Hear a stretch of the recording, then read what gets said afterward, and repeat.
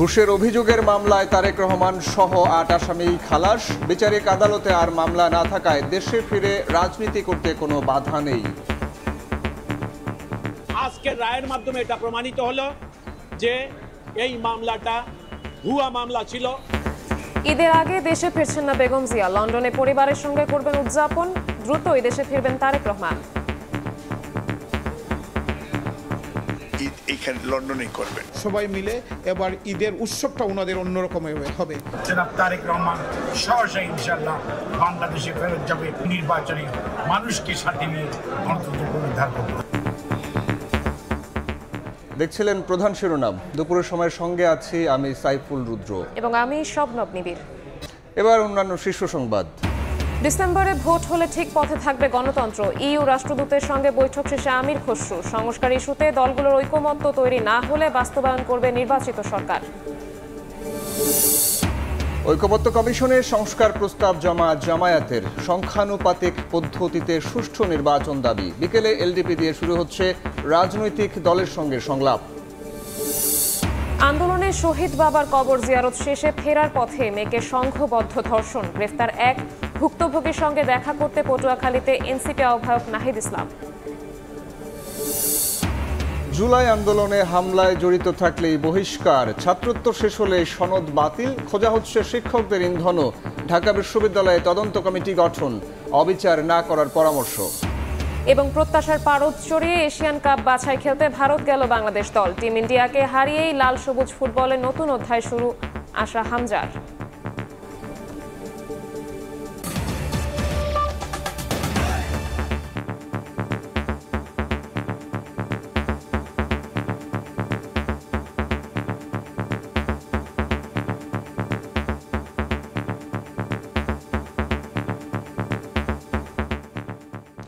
ঘুষের অভিযোগে করা মামলা থেকে খালাস পেয়েছেন বিএনপির ভারপ্রাপ্ত চেয়ারম্যান তারেক রহমান। বিচারিক আদালতে আর কোনো মামলা না থাকায় দেশে ফিরে তারেক রহমানের রাজনীতি করতে কোনো বাধা নেই, এমনটা জানিয়েছেন আইনজীবী। ১/১১ সময় করা দুদকের এই মামলায় সাবেক স্বরাষ্ট্র প্রতিমন্ত্রী লুৎফুজ্জামান বাবর সহ ৮ আসামি খালাস পেয়েছেন। ১/১১ সময়ে গ্রেনেড হামলা, অর্থ পাচার এবং দুর্নীতিসহ একের পর এক মামলা করা হয় বিএনপির ভারপ্রাপ্ত চেয়ারম্যান তারেক রহমানের বিরুদ্ধে। গ্রেফতারের পর করা হয়েছিল শারীরিক নির্যাতন। পরে উন্নত চিকিৎসার জন্য ২০০৮ সালে তাকে যুক্তরাজ্যে পাঠানো হয়। এরপর থেকে নির্বাসিত জীবনযাপন করছেন তিনি। তবে ৫ আগস্ট সরকার পতনের পর সব মামলা থেকে খালাস পেতে থাকেন তারেক রহমান সহ দলটির নেতারা। এবার বসুন্ধরা গ্রুপের পরিচালক ইঞ্জিনিয়ার সাব্বির হত্যা মামলার আসামি সাফায়েত সোবহান সানভীরকে দায়মুক্তির উদ্দেশ্যে ২১ কোটি টাকা ঘুষ নেওয়ার অভিযোগে করা মামলা থেকে খালাস পেলেন তারেক রহমান। সাবেক স্বরাষ্ট্র প্রতিমন্ত্রী লুৎফুজ্জামান বাবর সহ ৮ জনকেই বেকসুর খালাস দিয়েছেন ঢাকা বিশেষ জজ আদালত ৩। রাষ্ট্রপক্ষের আইনজীবী জানান, দুদকের করা এ মামলায় অপরাধের প্রমাণ না পাওয়ায় খালাস পেয়েছেন তারেক রহমান। বিজ্ঞ আদালত তার রায় এইভাবে আদেশ দিয়েছেন। বিজ্ঞ আদালত বলেছেন যে তার আদালতে দুদক ১৫ জন সাক্ষী উপস্থাপন করেছেন। আমি ১৫ জন সাক্ষীর বক্তব্য বিচার বিশ্লেষণ করে দেখলাম যে এই মামলাটি মিজারাবল্লি ফেল করেছে দুদক প্রমাণ করতে। সেই কারণে তিনি বলেছেন জনাব তারেক রহমান, জনাব লুৎফুজ্জামান বাবর, জনাব মিয়া নুরুদ্দিন অপু সহ অন্যান্য সকল আসামিরা এই মামলায় দুদক প্রমাণ করতে ব্যর্থ হওয়ায় তাদেরকে সবাইকে বেকসুরভাবে এই মামলা থেকে খালাস প্রদান করা হয়। এর মধ্য দিয়ে বিচারিক আদালতে আর কোনো মামলা না থাকায় তারেক রহমানের দেশে ফিরতে আর কোনো বাধা নেই বলে জানান তার আইনজীবী। যে জনাব তারেক রহমান এই মামলা থেকে যেই ষড়যন্ত্র করে তাকে মামলা জোর করে তার ইচ্ছার বিরুদ্ধে দেশ থেকে বার করে দিয়েছিলেন, তিনি সেই মামলা থেকে আজকে তিনি মুক্তি পেলেন। আজকের রায়ের মাধ্যমে এটা প্রমাণিত হলো যে এই মামলাটা ভুয়া মামলা ছিল। বিজ্ঞ আদালতও রায় তাই সেই কথাই বললেন। মিথ্যা মামলা দিয়ে হয়রানি করায় তৎকালীন দুদক কর্মকর্তাদের বিরুদ্ধে মামলা করে ক্ষতিপূরণ চাওয়া হবে বলেও জানান আইনজীবী। আল আমিন তুষার, সময় সংবাদ, ঢাকা। ঈদের আগে দেশে ফিরছেন না বেগম খালেদা জিয়া। লন্ডনে পরিবারের সঙ্গে ঈদ উদযাপন শেষে দ্রুতই তারেক রহমান দেশে ফিরবেন বলে জানিয়েছেন দলটির নেতারা। পরিবারের সান্নিধ্যে বেগম জিয়া আগের চেয়ে অনেক ভালো আছেন বলেও জানিয়েছেন বিএনপি চেয়ারপারসনের ব্যক্তিগত চিকিৎসক। লন্ডন থেকে শোয়েব কবিরের রিপোর্ট। দীর্ঘ 7 বছর একসঙ্গে ঈদ উদযাপন করা হয়নি মা বেগম খালেদা জিয়ার সঙ্গে ছেলে তারেক রহমানের। তবে এবার এসেছে সেই সুযোগ। লন্ডনের চিকিৎসার কারণে ছেলের বাসায় অবস্থান করছেন বিএনপি চেয়ারপারসন। যুক্তরাজ্য বিএনপির নেতারা জানালেন, এবার পুত্রের সঙ্গেই পবিত্র ঈদুল ফিতর উদযাপন করবেন বেগম খালেদা জিয়া। ঈদের দিন প্রবাসী বাংলাদেশিদের সঙ্গে মা ছেলে কুশল বিনিময় করবেন বলেও আশা তাদের। আমরা বিশ্বাস করি ঈদ এইখানে লন্ডনেই করবেন এবং আমরা আশা করব যে উনি যদি সুস্থ থাকেন তাইলে নেতাকর্মীর সাথে ডেফিনেটলি হয়তো কৌশল বিনিময় করার একটা সুযোগ রয়েছে। ঈদের পরের সপ্তাহে হয়তো হবে না, 2-1 সপ্তাহের ভিতরে হয়তো 15 তারিখে বা এর আশেপাশে যে কোনো একটা ডেটে বেগম খালেদা জিয়া দেশে যাবেন। ওনার ডাক্তাররাও সেই দিকে তারা প্রস্তুতি নিচ্ছেন। ভারপ্রাপ্ত চেয়ারম্যান, ওনার বড় ছেলে দেশনায়ক তারেক রহমান, ওনার ফ্যামিলি সবাই মিলে এবার ঈদের উৎসবটা ওনাদের অন্যরকম হবে। চিকিৎসা পর্ব শেষ করেই দেশে ফিরছেন বেগম খালেদা জিয়া, এটা অনেকটাই নিশ্চিত। এদিকে পরিবারের সান্নিধ্যে বেগম জিয়া আগের চেয়ে অনেক ভালো আছেন বলে জানিয়েছেন তার ব্যক্তিগত চিকিৎসক doctor AZM Zahid Hossain. Birmingham বিএনপির উদ্যোগে আয়োজিত ইফতার অনুষ্ঠানে তিনি জানান, দ্রুতই দেশে ফিরবেন দলের ভারপ্রাপ্ত চেয়ারম্যান তারেক রহমান। জাতীয়তাবাদী দলের ভারপ্রাপ্ত চেয়ারম্যান জনাব তারেক রহমান সহসাই ইনশাআল্লাহ বাংলাদেশে ফেরত যাবে। বাংলাদেশের মানুষের গণতন্ত্র পুনরুদ্ধারের শেষ যে সুযোগ, যা জাতীয় নির্বাচন, সেই নির্বাচনে মানুষকে সাথে নিয়ে গণতন্ত্র পুনরুদ্ধার করবে। গত 7 জানুয়ারি রাতে উন্নত চিকিৎসার জন্য কাতারের আমিরের পাঠানো বিশেষ এয়ার অ্যাম্বুলেন্সে লন্ডনে আসেন বিএনপি চেয়ারপারসন বেগম খালেদা জিয়া। শোয়েব কবির, সময় সংবাদ, লন্ডন। বিএনপির স্থায়ী কমিটির সদস্য আমির খসরু মাহমুদ চৌধুরী বলেছেন, ডিসেম্বরের মধ্যে নির্বাচন হলে গণতন্ত্র ঠিক পথে থাকবে। সংস্কারের ক্ষেত্রে রাজনৈতিক দলগুলো ঐকমত্যে পৌঁছাতে না পারলে নির্বাচিত সরকার তা বাস্তবায়ন করবে। গুলশানে ইউরোপীয় ইউনিয়নের রাষ্ট্রদূত মাইকেল মিলারের সঙ্গে বৈঠক শেষে কথা বলেন তিনি। এদিকে জাতীয় নির্বাচন ও সংস্কার নিয়ে সমর্থন পুনর্ব্যক্ত করেছেন মিলার। রাজনৈতিক দলগুলোর সঙ্গে ধারাবাহিক বৈঠক করছে ইউরোপীয় ইউনিয়ন। বৃহস্পতিবার সকালে বিএনপি নেতাদের সঙ্গে বৈঠক করলেন রাষ্ট্রদূত মাইকেল মিলার। রাজধানীর গুলশানে বিএনপি চেয়ারপারসনের কার্যালয়ে প্রায় ঘণ্টাব্যাপী চলা বৈঠকে দলের মহাসচিব মির্জা ফখরুল ইসলাম আলমগীরের নেতৃত্বে স্থায়ী কমিটির সদস্য ও আন্তর্জাতিক বিষয়ক কমিটির সদস্য আমির খসরু মাহমুদ চৌধুরী এবং শ্যামা ওবায়েদ অংশ নেন। পরে ব্রিফিংয়ে আমির খসরু বলেন, নির্বাচন, গণতান্ত্রিক ধারা, জনগণের সমর্থিত জাতীয় সংসদ নিয়ে আলোচনা হয়েছে বৈঠকে। সংস্কারের ক্ষেত্রে সমর্থন পুনর্ব্যক্ত করেছে ইইউ। নির্বাচনকে ঘিরে, তারপরে সংস্কারকে ঘিরে ইউর যে ক্যাপাসিটি বিল্ডিং, ওরা সহযোগিতা করতে রাজি আছে। যেখানে বিশেষ করে ইলেকট্রাল প্রসেস থেকে শুরু করে প্রতিষ্ঠানগুলো যেগুলো ভেঙে পড়েছে, এগুলোর সংস্কারের বিষয়ে, এগুলো পরিবর্তন, এগুলোর সঠিক জায়গায় ফিরিয়ে আনার জন্য তাদের সমর্থন, ক্যাপাসিটি বিল্ডিং এর জন্য তারা এগিয়ে আসতে রাজি আছে। বিএনপির কেন্দ্রীয় নেতা বলেন, ডিসেম্বরের মধ্যে নির্বাচন হলে গণতন্ত্র ঠিক পথে থাকবে। সংস্কারের ক্ষেত্রে নির্বাচনের আগে বা পরে বিষয়টি মুখ্য নয়, প্রয়োজন রাজনৈতিক ঐক্যমতের। এখানে জনগণের মালিকানা ফিরিয়ে দেওয়ার জন্য আমরা 15-16 বছর যুদ্ধ করেছি। সেটা ফিরিয়ে দেওয়ার একমাত্র পথ হচ্ছে, বাহক হচ্ছে নির্বাচন, এবং তার মাধ্যমে একটা গণতান্ত্রিক অর্ডার ফিরে আসবে, যেটা জনগণের কাছে দায়বদ্ধ থাকবে, জবাবদিহি থাকবে। সেটাই তো আমাদের প্রত্যাশা ছিল। সেই প্রত্যাশা পূরণে যত তাড়াতাড়ি সম্ভব latest December cut off time হিসাবে ধরে নেওয়া হয়েছে। নির্বাচনের মাধ্যমে জনগণের প্রতিনিধিত্বশীল সরকার আসলেই দেশের সার্বিক অবস্থার উন্নতি হবে বলে মন্তব্য করেন আমির খসরু। সবাই তো নির্বাচন চায়। শাতিলা শারমিন, সময় সংবাদ, ঢাকা।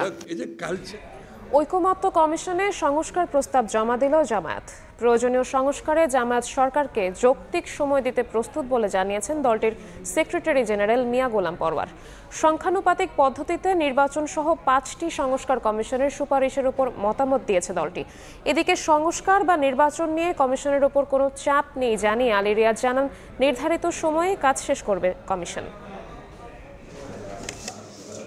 জাতীয় ঐকমত্য কমিশনে প্রস্তাবনা জমা দিল জামায়াতে ইসলামী। বৃহস্পতিবার সকালে দলটির সেক্রেটারি জেনারেল মিয়া গোলাম পরওয়ারের নেতৃত্বে সংসদ ভবনে কমিশন কার্যালয়ে আসেন প্রতিনিধিরা। লিখিত প্রস্তাবনা তুলে দেন কমিশনের সহ সভাপতি আলী রিয়াজের হাতে।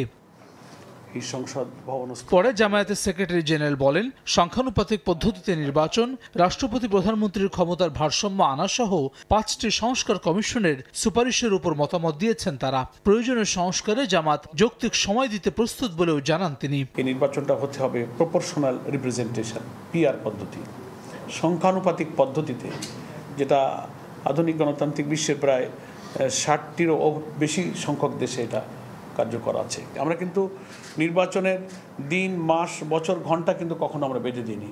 আমাদের কাছে সময়ের চেয়ে বহু ইম্পর্ট্যান্ট হচ্ছে ইলেকশনটা নিরপেক্ষ হবে কিনা। ইলেকশনটা 14, 18, 24-এর মধ্যে ইলেকশন যদি আবার হয় তো সে 6 মাস, কারণ 2 বছর 5 বছর দেরি করে তো কোনো লাভ নেই। এ সময় জাতীয় ঐকমত্য কমিশনের সহসভাপতি আলী রিয়াজ বলেন, রাজনৈতিক দলগুলোর মধ্যে সংস্কারের ব্যাপারে কোনো সংশয় নেই। নির্ধারিত সময়ের মধ্যে কাজ শেষ করার আশা কমিশনের। রাজনৈতিক দলগুলোর মধ্যে সংস্কারের ব্যাপারে কোনো রকম সংশয় দ্বিধা নেই। রাজনৈতিক দলগুলো চান যে এখনকার যে পরিস্থিতি সেটা থেকে অতিক্রম করার, সেটা থেকে বেরিয়ে আসার পথ হচ্ছে সংস্কার। এটা হচ্ছে এক। দ্বিতীয় যেটা, সেটা হচ্ছে যে রাজনৈতিক দলগুলো এই সংস্কার প্রক্রিয়ায় অংশগ্রহণ করতে চান। তাদের দিক থেকে কোনোভাবেই কখনোই অসহযোগিতার তো প্রশ্নই ওঠে না, তারা সর্বাত্মক সহযোগিতা করেছে। আগামী সপ্তাহে বিএনপি আর ঈদের পর এনসিপি সহ অন্যান্য রাজনৈতিক দল প্রস্তাবনা দেবে বলেও জানান আলী রিয়াজ। হাসান ওয়ালি, সময় সংবাদ, ঢাকা। গাজায় যুদ্ধবিরতি চুক্তি লঙ্ঘন করে ইসরায়েলের নৃশংস হামলার প্রতিবাদে বিক্ষোভ করছে জামায়াত ইসলামী। এই মুহূর্তে রাজধানীর পল্টনে আছেন সহকর্মী আলতাফ হোসাইন এবং চট্টগ্রামের আন্দরকিল্লা এলাকায় আছেন শফিকুল ইসলাম। আমরা সরাসরি যাচ্ছি সেখানে। প্রথমে যাব শফিকের কাছে। শফিক, ফিলিস্তিনের গাজায় বর্বরোচিত এবং নৃশংস হত্যাকাণ্ডের প্রতিবাদে বাংলাদেশ জামাত ইসলামীর চট্টগ্রাম মহানগরের পক্ষ থেকে বিক্ষোভ মিছিল বের করা হয়েছে। এটি কেন্দ্রীয় কর্মসূচি। কিছুক্ষণ আগে জুমার নামাজের শেষে আন্দরকিল্লা যে শাহে জামি মসজিদ রয়েছে সেখানে নেতাকর্মীরা বক্তব্য দিয়েছেন এবং জামায়াতের নায়েবে আমির শাহজাহান চৌধুরীর বক্তব্যের পর কিন্তু এই মিছিল শুরু হয়েছে। এখানে হাজারো মানুষের স্লোগান আমরা দেখতে পাচ্ছি, আল্লাহু আকবার ধ্বনি দেখতে পাচ্ছি। সবারই একটি কথা, সেটি হচ্ছে যে বর্বর যে নৃশংস হত্যাকাণ্ড চালানো হচ্ছে। গত সোমবার রাতে 400 বেশি ফিলিস্তিনিকে হত্যা করা হয়েছে এবং আহত করা হয়েছে 700-এর বেশি। এবং গত 2023 সালে 7 অক্টোবর পর থেকে যে 40,000-এর বেশি ফিলিস্তিনিদেরকে হত্যা করা, নৃশংস হত্যাকাণ্ড করা হয়েছে, যারা এর পিছনে উস্কানি দিচ্ছে তাদেরকে এই যে বিশ্বব্যাপী জনমত গঠন করার লক্ষ্যে মূলত আজকের এই মিছিল বলা হচ্ছে জামায়াত ইসলামের পক্ষ থেকে। এবং সেখানে কিন্তু আমরা হাজারো নেতাকর্মীদের আমরা দেখতে পাচ্ছি। আপনি হয়তো দেখতে পাচ্ছেন সেই স্লোগানে নানা স্লোগান, নানা ফেস্টুন, নানা ব্যানার নিয়ে কিন্তু সেই মিছিলটি এখন নগরীর যে প্রেস ক্লাব রয়েছে সে প্রেস ক্লাবে এসেছেন এবং প্রেস ক্লাব থেকে সেই মিছিলটি আবারও কিন্তু আন্দরকিল্লার দিকে যাবে। আপনি দেখতে পাচ্ছেন এখানে হাজারো ধর্মপ্রাণ মুসলমানরা কিন্তু সেই ব্যানার এবং ফেস্টুন নিয়ে এই যে মিছিলে অংশ নিয়েছেন। এবং এখানে 20 মিনিট আগে যেটি নগরী আন্দরকিল্লা থেকে যে মিছিলটি শুরু হয়েছে সেটি এখন চট্টগ্রামের এই যে প্রেস ক্লাবের সামনে এসেছে। এখানে প্রায় আধা কিলোমিটারের বেশি যে মিছিল সেটি এখন প্রেস ক্লাবে এসে। তো এই ছিল আমার কাছে সর্বশেষ তথ্য। এখন আমি চলে যাচ্ছি ঢাকায়।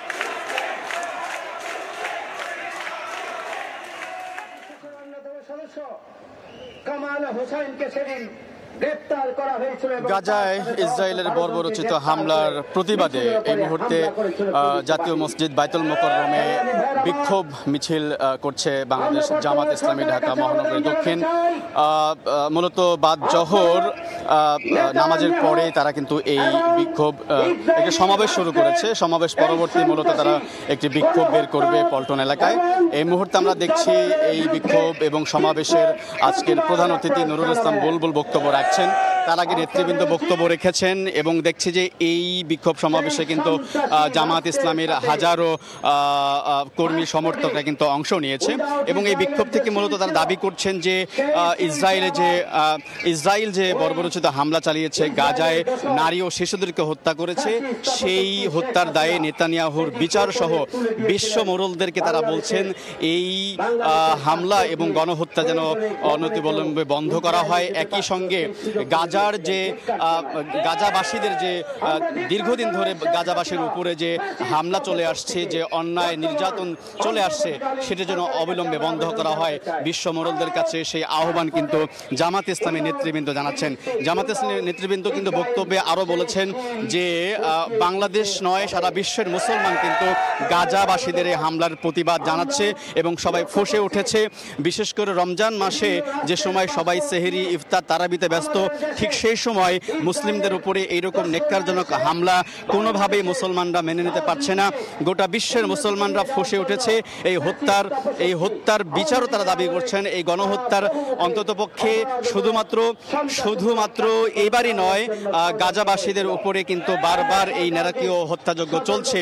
তারই প্রেক্ষাপটে সর্বশেষ এই কিছুদিন আগে যেই প্রায় 400-এর উপরে নারী ও শিশু সহ গাজাবাসীকে হত্যা করা হয়েছে হামলা চালিয়ে, তারই প্রেক্ষাপটে কিন্তু জামাত ইসলামীর এই উদ্যোগ। তারা আজকে মূলত বেশ কয়েকটি সারা দেশেই মূলত মহানগরী সহ জেলা শহর সহ সারা দেশেই জামাত ইসলামী এই বিক্ষোভ মিছিলের ডাক দিয়েছে এবং তারই প্রেক্ষাপটে জাতীয় মসজিদ বাইতুল মুকাররমের উত্তর গেট থেকে তারা এই সমাবেশ পরবর্তী বিক্ষোভ মিছিল বের করবে। তো রাজধানীর পল্টন থেকে এই ছিল আমার কাছে থাকা সবশেষ খবর। চট্টগ্রামের আন্দরকিল্লা এবং ঢাকার বাইতুল মুকাররমের সামনে থেকে জানাচ্ছিলেন আমাদের সহকর্মী শফিকুল আলম এবং আফজাল আলতাফ হোসাইন। ফিলিস্তিনের ওপর ইসরায়েলের বর্বর হামলার প্রতিবাদে মানববন্ধন করেছে ঢাকা বিশ্ববিদ্যালয় শিক্ষকদের সংগঠন ইউনিভার্সিটি টিচার্স কনসোর্টিয়াম। সকালে বিশ্ববিদ্যালয় কলাভবনে ইসরায়েলের ন্যাক্কারজনক হামলার প্রতিবাদ জানান তারা। বক্তারা বলেন, বিশ্বজুড়ে মানবতার কথা বলা হলেও ফিলিস্তিনের মুসলিমদের উপর আক্রমণে জাতিসংঘ সহ পশ্চিমা রাষ্ট্রগুলো নীরব ভূমিকা পালন করছে, যা অত্যন্ত দুঃখজনক। ফিলিস্তিনিদের প্রতি সংহতি ও সমবেদনা জানিয়ে তারা বলেন, রমজানে যুদ্ধবিরতি লঙ্ঘন করে শিশু থেকে বৃদ্ধ সবার উপর বর্বর হামলা চালানো হচ্ছে। মানববন্ধনে ইসরায়েলি পণ্য বর্জনের আহ্বানও জানানো হয়। মুসলিম বিশ্বের নেতৃবৃন্দের কাছে আহ্বান জানাতে চাই যে সারা বিশ্বের মুসলিম নেতৃবৃন্দ ঐক্যবদ্ধ হবেন, মুসলমানরা ঐক্যবদ্ধ হবে। ফিলিস্তিনি ভাই বোনরা খুব চুপচাপ থাকেন, আস্তে আস্তে রয়েছেন, কিন্তু সেখানে বড় বড় গোলা, বোমা, আগুনের কুণ্ডলে উঠতে আমরা দেখছি, যেটার নিন্দা জানানোর ভাষা আসলে আমাদের নেই। মুসলিম সম্প্রদায়ের লোকদেরকে যেভাবে মারা হচ্ছে, এটা কি কোনো বিবেকবান মানুষের হৃদয়ে জাগে না? বিশ্বে আবার মানবতা ফিরে আসুক, বিশ্বের মধ্যে আবার মানবাধিকার প্রতিষ্ঠিত হোক এবং তার প্রথম পদক্ষেপ হবে ফিলিস্তিনে একটি শান্তিকামী পরিবেশ তৈরি করা। সংস্কার বিষয়ে জাতীয় ঐক্যমত্য সৃষ্টির লক্ষ্যে রাজনৈতিক দলগুলোর সঙ্গে আজ থেকে সংলাপ শুরু করছে জাতীয় ঐক্যমত্য কমিশন। প্রথম পর্যায়ে লিবারেল ডেমোক্রেটিক পার্টি এলডিপির সঙ্গে বিকেল 3টায় আলোচনার সময়সূচি নির্ধারণ করা হয়েছে। পর্যায়ক্রমে অন্যান্য দলের সঙ্গেও আলোচনার সময়সূচি ঘোষণা করা হবে। সংস্কার বিষয়ে জাতীয় ঐক্যমত্য সৃষ্টির লক্ষ্যে অন্তর্বর্তী সরকারের প্রধান উপদেষ্টা অধ্যাপক ডক্টর মোহাম্মদ ইউনূসের সভাপতিত্বে জাতীয় ঐক্যমত্য কমিশন গঠিত হয়। গত 15 ফেব্রুয়ারি থেকে কাজ শুরু করে কমিশন। প্রথম পর্যায়ে গঠিত সংস্কার কমিশনগুলোর মধ্যে সংবিধান সংস্কার কমিশন, জনপ্রশাসন সংস্কার কমিশন, নির্বাচন ব্যবস্থা সংস্কার কমিশন, বিচার বিভাগ সংস্কার কমিশন এবং দুদক সংস্কার কমিশনের প্রতিবেদনে উল্লেখিত সুপারিশের উপর রাজনৈতিক দলের সুনির্দিষ্ট মতামত জানতে চাওয়া হয়। রাষ্ট্রের যে কোনো সংস্কারে জনগণের প্রত্যক্ষ অংশগ্রহণ জরুরি বলে মনে করেন জাতীয় ঐকমত্য কমিশনের সহসভাপতি আলী রিয়াজ। সকালে সুশাসনের জন্য নাগরিকের গোলটেবিল বৈঠকে তিনি বলেন, অন্তর্বর্তী সরকারের দায়িত্ব নাগরিকদের চাহিদা অনুযায়ী সংস্কার করা। গণতান্ত্রিক রাষ্ট্র ব্যবস্থায় নাগরিকরা সব ক্ষমতার উৎস, তাই যে কোনো সংস্কারে তাদের প্রত্যক্ষ অংশগ্রহণ জরুরি বলে মনে করেন জাতীয় ঐক্যমত্য কমিশনের সহসভাপতি আলী রিয়াজ। সাংবিধানিক ব্যবস্থা যেটা অব্যাহত থেকে সুশাসনের জন্য নাগরিক সুজন আয়োজিত গোলটেবিল বৈঠকে তিনি বলেন, এক ব্যক্তির হাতে অধিক ক্ষমতা রেখে কাঠামোগত সংস্কার সম্ভব নয়। যে নাগরিকরা পরপর 3টি নির্বাচনে ভোট দিতে পারেননি, নির্বাচনের নামে যেই প্রহসন হয়েছে, এমনকি প্রহসন শব্দটাও আসলে একটা আন্ডারস্টেটমেন্ট। এটা নাগরিকদের দাবি, এটা রাজনৈতিক দলগুলির দাবি। আপনি খেয়াল করে দেখুন, প্রত্যেকটা রাজনৈতিক দলের সাথে কথা বলে আপনারা বুঝতে পারবেন, এবং তারা প্রকাশ্যে যেভাবেই বলুন প্রত্যেকবারই যেটা বলেছেন সেটা হচ্ছে এই কাঠামোগত ব্যবস্থায় আপনি স্বৈরতন্ত্র মোকাবেলা করতে পারবেন না। বাংলাদেশে ভবিষ্যতে স্বৈরতন্ত্রের উত্থান প্রতিরোধ করতে হলে এই কাঠামোগত পরিবর্তনগুলো লাগবে। একই বৈঠকে নির্বাচন কমিশন সংস্কার কমিশনের প্রধান বদিউল আলম মজুমদার বলেন, সংস্কার হতে হবে এমন যেন কোনো শাসক স্বৈরাচারে পরিণত হতে না পারে। সক্রিয়, সচেতন, সোচ্চার, সংগঠিত জনগোষ্ঠী কিন্তু গণতন্ত্রের রক্ষা কবচ। তো এই উদ্দেশ্যেই কিন্তু আজকের এই আলোচনা। গোলটেবিল আলোচনায় বক্তারা সংবিধান, রাজনীতি, বিচার বিভাগ, নির্বাচন বিষয়ক সংস্কারে জোরারোপ করেন। আমাদের যেটা দরকার সেটা হচ্ছে রুলস অফ দ্য গেম। আমরা ভালো মানুষ দরকার, সেটা ঠিক আছে, কিন্তু একই সাথে এটা মনে রাখা দরকার যে মানুষ হঠাৎ করে ভালো হয়ে যায় না। এখানে গণপ্রজাতন্ত্র এটা গৃহীত হয়ে গেছে 50 বছর ধরে, তারও আগে থেকে আমরা লিখছি। তো হঠাৎ করে সেই শব্দটা পরিবর্তন করা, প্রজাতন্ত্রের জায়গায় নাগরিকতন্ত্র নিয়ে আসা, এটা অযৌক্তিক বলে আমি মনে করি। সংস্কার প্রক্রিয়াকে বাধাগ্রস্ত করার অভিযোগ তুলে যে কোনো মর্মে এটি সম্পন্ন করার আহ্বান জানান তারা। কাজে যুক্ত করা আতাউর কাউসার, সময় সংবাদ, ঢাকা। বিগত সরকারের আমলে উন্নয়নের ফিরিস্তি তুলে ধরে বিভ্রান্তিকর তথ্য দেওয়া হয়েছে। কর্মসূচি বাস্তবায়ন ছিল অনেক ফাঁকফোকর।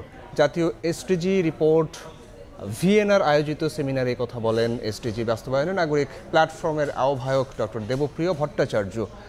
এসডিজি বাস্তবায়নের পিছিয়ে পড়া জনগোষ্ঠীকে মূলধারায় আনতে বাড়তি সুবিধা দেওয়ার পরামর্শ দিয়েছে প্ল্যাটফর্মটি।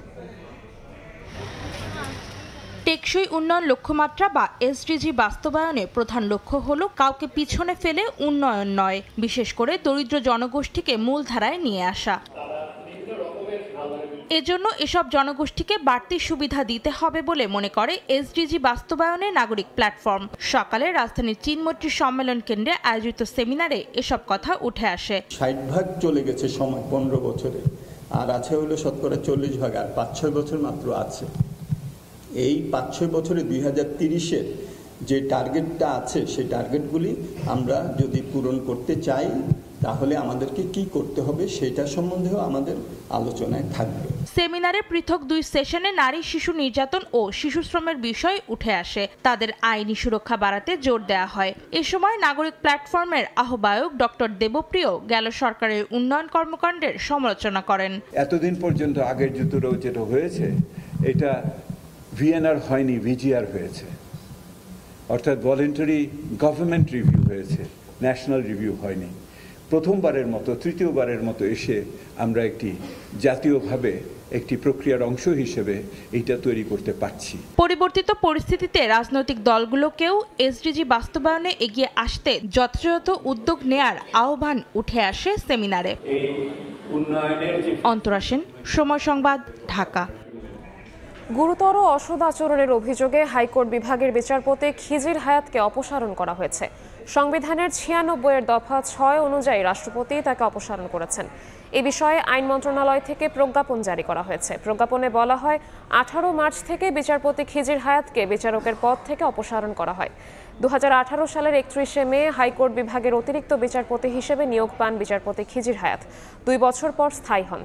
5 আগস্টের পর দলবাজ, দুর্নীতিবাজ ও ফ্যাসিস্টদের দোসর বিচারপতিদের অপসারণে দাবিতে শিক্ষার্থীদের বিক্ষোভের মুখে গত 20 অক্টোবর খিজির হায়াত সহ 12 বিচারপতিকে বিচারকাজ থেকে বিরত রাখা হয়।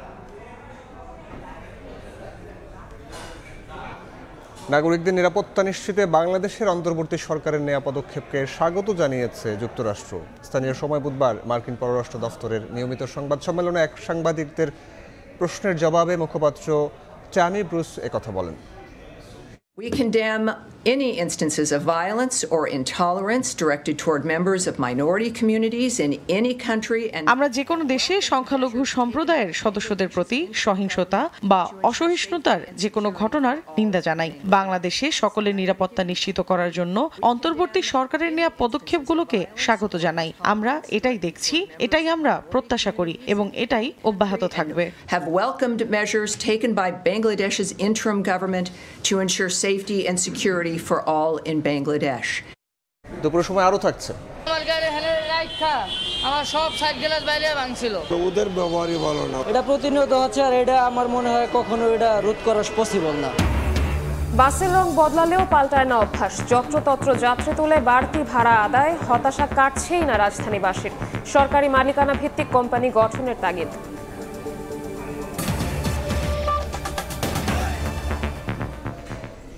জুলাই আন্দোলনে শহীদের মেয়েকে সংঘবদ্ধ ধর্ষণের ঘটনায় ভুক্তভোগীকে দেখতে পটুয়াখালী গেছেন জাতীয় নাগরিক পার্টির আহ্বায়ক নাহিদ ইসলাম। জড়িতদের দ্রুত বিচারের দাবি জানান তিনি। ধর্ষণের ঘটনায় একজনকে পুলিশ গ্রেফতার করেছে, পলাতক আছে অন্য একজন। জুলাই আন্দোলনে শহীদ বাবার মেয়েকে সংঘবদ্ধ ধর্ষণের প্রতিবাদে উত্তাল পটুয়াখালী। ধর্ষকের বিচারের দাবিতে সড়কে শিক্ষার্থীদের বিক্ষোভ।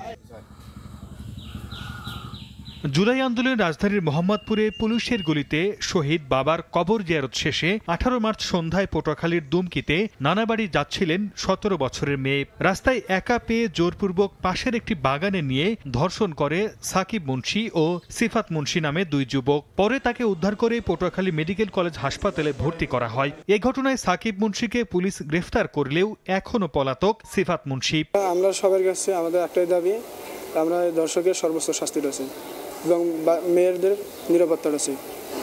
ওদের ভাই বলাইছে, বাপ বলাইছে, কত কিছু অনুরোধ করছে, হাত পায়ে পর্যন্ত ধরছে, তারপর ওরা মুখ চাচ্ছে ধরে নিয়ে এর পরে সরকারের কাছে আমার একটুকি দাবি যে আমার দৃষ্টান্তমূলক আমি বিচার চাই। বৃহস্পতিবার সকালে জুলাই আন্দোলনের শহীদের মেয়েকে সংঘবদ্ধ ধর্ষণের ঘটনায় ভুক্তভোগীকে দেখতে পটুয়াখালী যান জাতীয় নাগরিক পার্টির আহ্বায়ক নাহিদ ইসলাম। ধর্ষণে জড়িতদের দ্রুত বিচারের দাবি জানান তিনি।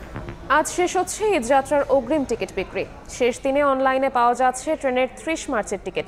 এদিকে শতভাগ টিকিট অনলাইনে দেয়া হলেও ঠেকানো যাচ্ছে না টিকিট কালোবাজারি। কর্তৃপক্ষের চোখ ফাঁকি দিয়েই চলছে রমরমা ব্যবসা। অনলাইনে না পাওয়া গেলেও বাড়তি টাকায় মিলছে টিকিট। আরও জানাচ্ছেন মনির হোসাইন। ঈদযাত্রার অগ্রিম টিকিট বিক্রি। রেলওয়ে কর্তৃপক্ষের পূর্ব ঘোষণা অনুযায়ী এবার দেয়া হচ্ছে শতভাগ অনলাইনে। তবে এছাড়া অন্য কোনো মাধ্যমে এবার ট্রেনের টিকিট পাওয়া যাচ্ছে কিনা সেটি খুঁজবো আজ আমরা। শুরুতেই কমলাপুর রেলওয়ে স্টেশনের টিকিট কাউন্টারে দেখব। এখানে কি ঈদের অগ্রিম টিকিট পাওয়া যাচ্ছে? ঈদের অগ্রিম টিকিট সব অনলাইনে। এখান থেকে পাওয়া যাচ্ছে না? না। এবং আর কোনো মাধ্যমে পাওয়ার অপশন আছে? আর কোনো মাধ্যমে অপশন নাই। অর্থাৎ টিকিট কাউন্টার থেকে আমাদেরকে যেটি বলছে শতভাগ টিকিট পাওয়া যাবে অনলাইনে, এখান থেকে কোনো টিকিট দেয়া হচ্ছে না। এবার দেখার বিষয় অনলাইনেই পাওয়া যাচ্ছে কি।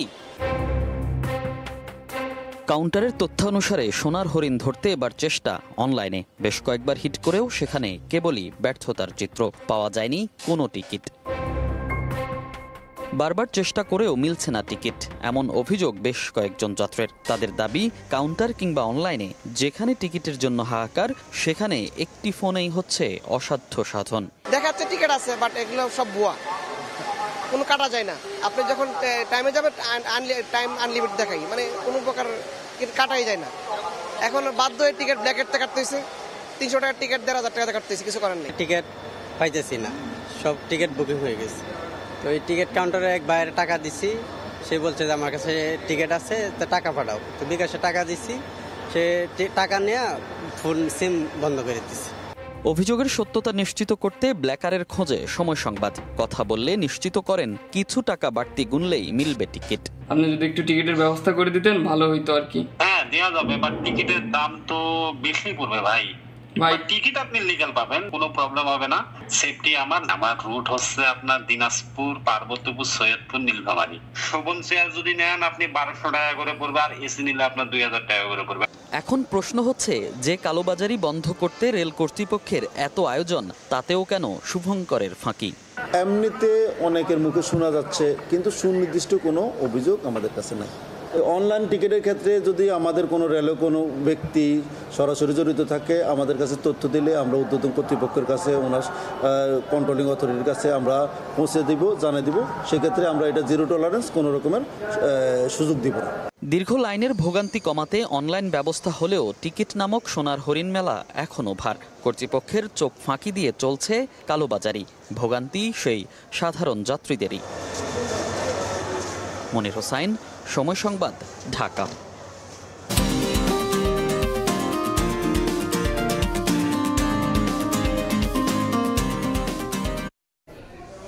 ঈদের কেনাকাটার স্বার্থে অনেকেই আসছেন জুয়েলারি দোকানে। দাম অনেক বেশি বললেও সাধ্যমতো কিনছেন তারা। বিক্রেতারা বলছেন, বছর ব্যবধানে এবার স্বর্ণালংকার বিক্রি কমেছে 30 থেকে 40%।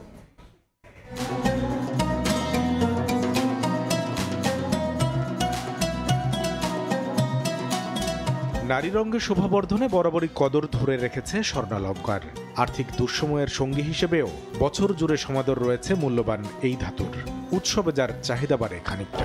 অলংকার মেয়েদের খুব পছন্দের জিনিস, বাজেট যতটুকুনি হোক ঈদের সময় শপিং তো করতেই হবে, ফ্যামিলির জন্য, নিজের জন্য, এটা তো ভালো লাগা। দুঃসময়ের অ্যাসেট হিসেবে চিন্তা করি, শখটা পূরণ হলো, আবার আমার খারাপ সময়ের জন্য এটা আমি একটা অ্যাসেট হিসেবে কিনলাম। ঠিক 1 বছর আগে 1 ভরি 22 ক্যারেট স্বর্ণের দাম ছিল 1,11,000 টাকা, যার বর্তমান বাজার মূল্য 1,54,945 টাকা। এর সঙ্গে রয়েছে 5% ভ্যাট আর 6% মজুরি খরচ।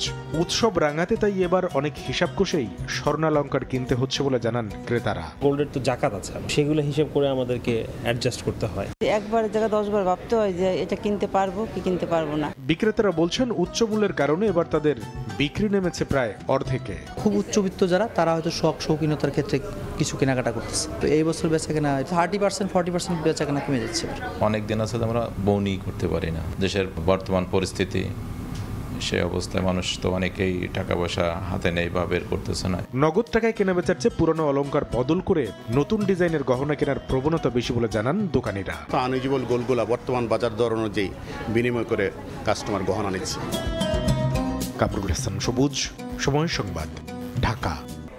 কোনোভাবেই শৃঙ্খলায় আসছে না রাজধানীর গণপরিবহন ব্যবস্থা। বাস রুট রেশনালাইজেশনকে নতুন মোড়কে আনার আশা জাগানো গোলাপি বাসও হতাশায় ডুবিয়েছে নগরবাসীকে। যদিও এজন্য কেবল সরকার কিংবা পরিবহন মালিক শ্রমিক নয়, যাত্রীদের অসচেতনতাকেও দায়ী করছেন বিশেষজ্ঞ। বিস্তারিত আলামিন তুষারের প্রতিবেদনে। রাজধানীর গণপরিবহন খাতকে শৃঙ্খলায় আনতে এতদিন নিয়ম করে বৈঠক করত বাস রুট রেশনালাইজেশন সংক্রান্ত কমিটি, কিন্তু 5 আগস্টের পট পরিবর্তনের পর এখন আর তাও হচ্ছে না। বাস রুট রেশনালাইজেশনকে পাশ কাটিয়ে বেসরকারি উদ্যোগে 6 ফেব্রুয়ারি চালু হয় কাউন্টার ভিত্তিক নির্দিষ্ট রঙের বাস চলাচল। প্রথম রুট হিসেবে আব্দুল্লাপুর হয়ে রাজধানীতে প্রবেশ করা সব বাসের রং নির্ধারণ করা হয় গোলাপি, কিন্তু কদিন যেতে না যেতেই মুখ থুবড়ে পড়ে এ ব্যবস্থা। সব জায়গায় নেই কাউন্টার, তাই ই টিকেটিং ব্যবস্থাও চালু হবার আগেই বন্ধ। আর যত্রতত্র গাড়ি থামিয়ে যাত্রী ওঠানামা যেন অধিকার, সঙ্গে বাড়তি ভাড়া আর একে অপরকে দোষারোপ তো আছেই। গাড়ি চালায় বেতনও পাইনি, যেদিন একটা কাউন্টার চলছে সেদিন টাকা আর সবই খেয়ে নিচ্ছে। পাবলিক টিকিট কাটতেও দাঁড়াই দেওয়া লাগে, এক জায়গায় কাউন্টার আছে আর এক জায়গায় নাই। এর লাগে আমার গাড়ি হেনে রাখা আমার সব সাইড গ্লাস বাইরে ভাঙছিল। যাত্রীরা নামতে চাবে, ওদের ব্যবহারই ভালো না। ওরা অ্যাকচুয়ালি মুখে বলে একটা, কাজে করে একটা। এই বাংলাদেশের যে একটা যানজটের যে একটা সমস্যা, এটা প্রতিনিয়ত হচ্ছে, আর এটা আমার মনে হয় কখনো এটা রোধ করা পসিবল না। বেশি টাকা আয় করতে মালিক সমিতির সিদ্ধান্ত মানতে নারাজ পরিবহন শ্রমিকরা, সঙ্গে সিটি কর্পোরেশনের অসহযোগিতার অভিযোগ আছে ঢাকা সড়ক পরিবহন মালিক সমিতির। কন্ট্রাক্ট যে সিস্টেমটা, এই সিস্টেমটা মালিক এবং শ্রমিকের মধ্যে একজন বিষ পোড়ার মতন হয়ে উঠেছে। সিটি কর্পোরেশনের সাপোর্ট পাচ্ছি না। আমরা কাউন্টার যখন বসাতে যাই তখন আমরা বহুত বিভিন্ন সমস্যার সম্মুখীন হতে হয়েছে। মেট্রো রেলের মতো সরকারি মালিকানাধীন কোম্পানি গঠন করে চলতি বাসগুলোকে অধিগ্রহণ করলেই সমাধান আনা সম্ভব বলে মনে করছেন বিশেষজ্ঞরা। স্টেট ওন কোম্পানি যদি করা হয়, সেখানে সরকারের একটা নিয়ন্ত্রণ থাকবে। যে বাসগুলোর আসলে ইকোনমিক লাইফ শেষ, অনেকটা লক্কর অবস্থা, আয়ুষ্কাল পেরিয়ে গেছে, কোম্পানি চাইলে এই বাসগুলো কিন্তু ফেস আউট করে ফেলতে পারবে। যেহেতু কোম্পানি তৈরি হবে এবং যারা এখন ব্যবসা করছেন তারা কিন্তু এই কোম্পানির শেয়ার হোল্ডার হতে পারে, তারা সেখানে বিনিয়োগ করবে এবং তখন বাসের যে ফ্লিটগুলি আছে সেটা ধীরে ধীরে কিন্তু আরও উন্নত মানের করা সম্ভব এবং ইকোসিস্টেমটা তখন কিন্তু ঠিক হয়ে যাবে। বিআরটিএর হিসেবে বর্তমানে রাজধানীর 291টি রুটে চলাচল করা বাসের সংখ্যা 9027টি। উন্নত নগরের মতো সকল বাসকে এক ছাদের নিচে আনতে যাত্রীদেরও নিয়ম মেনে চলায় অভ্যস্ত হতে হবে বলে মনে করেন খাত সংশ্লিষ্টরা। আল আমিন তুষার, সময় সংবাদ, ঢাকা।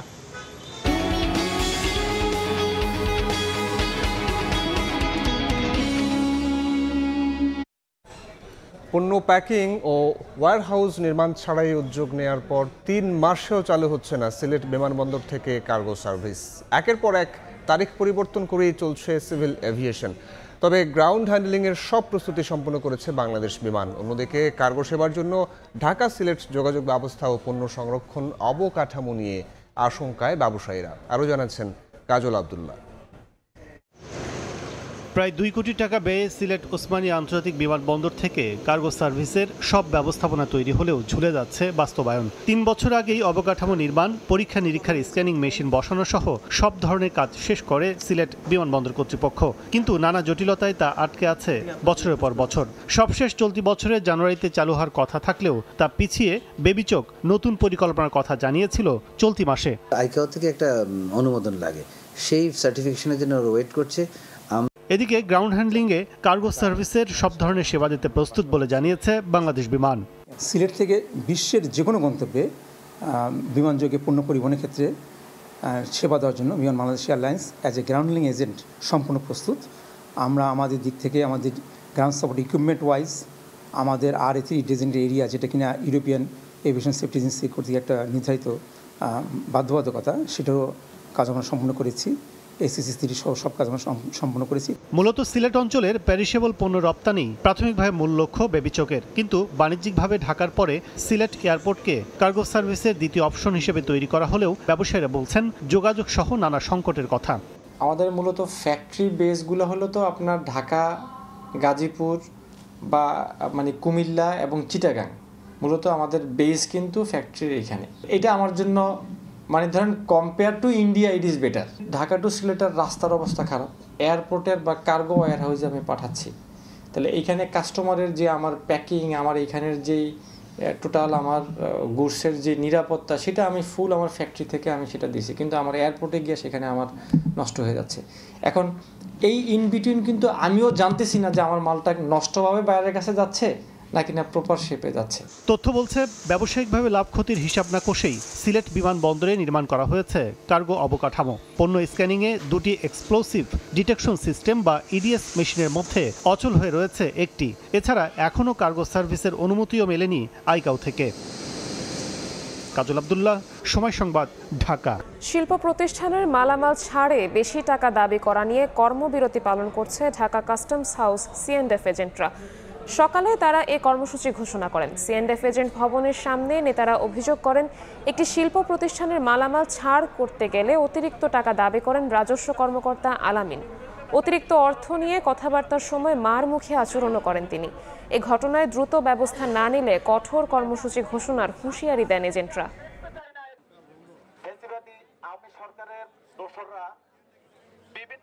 AFC এশিয়ান কাপ বাছাইয়ের ম্যাচ খেলতে 24 ফুটবলার নিয়ে ভারত গেল বাংলাদেশ দল। প্রথমবারের মতো লাল সবুজ দলের সঙ্গে বিমান ধরেছেন হামজা চৌধুরী। ভারত থেকে জয় নিয়ে দেশে ফিরতে চান তপু সোহেলরা। এদিকে মাত্র একদিন অনুশীলন করেই দলের সঙ্গে মানিয়ে নিয়েছেন হামজা। ভারত ম্যাচের একদিন আগেই ঘোষণা হবে 23 সদস্যের স্কোয়াড। দেশের ফুটবলে নতুন সূর্যোদয়, সেই সঙ্গে নতুন চ্যালেঞ্জ। অ্যাওয়ে ম্যাচ খেলতে বিগত সময়েও দেশ ছেড়েছিল বাংলাদেশ দল, তবে এবারের ভারত যাত্রাটা বিশেষ, কারণ প্রথমবারের মতো লাল সবুজ দলের সঙ্গে যে বিমান ধরছেন হামজা দেওয়ান চৌধুরী। বিমানবন্দরে গণমাধ্যম কর্মীদের সঙ্গে সমর্থকদেরও উপচে পড়া ভিড়, শুধু হামজাকে এক নজর দেখার প্রয়াস। ভিড় ঠেলেই এগিয়ে এলো টিম বাস, যে হামজাকে নিয়ে এত আলোচনা, তিনিই নামলেন সবার আগে। এরপর একে একে তাকে অনুসরণ করলেন জামাল, তারিক, মিতুলরা। যেন নতুন কান্ডারি খুঁজে পেল বাংলার ফুটবল।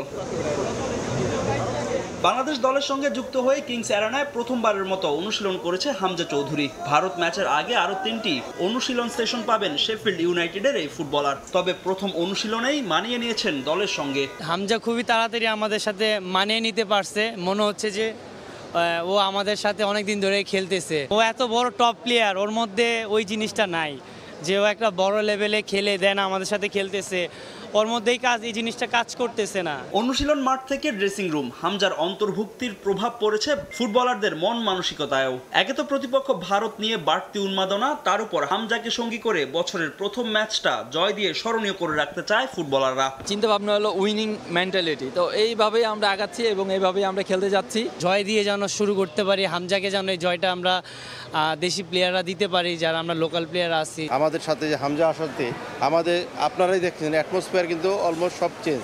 আমি মনে করি সেই জিনিসটাকে আমাদের কিন্তু একটা বাড়তি উদ্দীপনা যোগাচ্ছে। 24 ফুটবলার নিয়ে ভারত গেলেন হাবিয়ার কাবরেরা। দেশের অনুশীলন শেষে দল থেকে বাদ পড়েছেন পিয়াস আহমেদ নোভা, তাজ উদ্দিন ও আরিফ হোসেন। ফাহিম ইসলাম, সময় সংবাদ, ঢাকা। এই পর্যায়ে শীর্ষ সংবাদগুলো জানিয়ে দিচ্ছি আরও একবার। ঘুষের মামলায় খালাস তারেক রহমান। বিচারিক আদালতে আর মামলা না থাকায় দেশে ফিরতে বাধা নেই জানালেন আইনজীবী। দ্রুতই ফেরার ইঙ্গিত বিএনপি নেতার। সংস্কার ইস্যুতে দলগুলোর ঐক্যমত্য না হলে বাস্তবায়ন করবে নির্বাচিত সরকার বলছে বিএনপি। কমিশনে সংস্কার প্রস্তাব জমা জামায়াতের, সংখ্যানুপাতিক পদ্ধতিতে ভোট দাবি। এবং আন্দোলনে শহীদ বাবার কবর জিয়ারত শেষে ফেরার পথে মেয়েকে সংঘবদ্ধ ধর্ষণ। ভুক্তভোগীকে দেখতে পটুয়াখালীতে এনসিপি আহ্বায়ক নাহিদ ইসলাম। দ্রুত বিচার দাবি।